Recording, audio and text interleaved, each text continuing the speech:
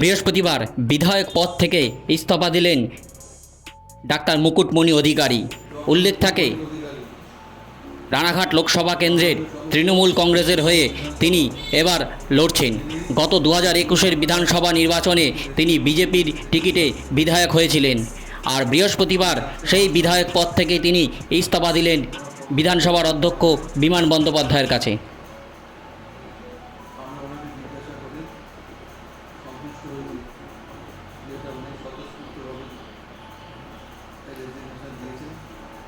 এবং ওনাকে কেউ প্ররোচনা দেয়নি বা কেউ ওনার উপর প্রভাব বিস্তার করেনি এই রেজিগনেশন দেওয়ার থেকে, বা কেউ ভীতি প্রদর্শন করেনি।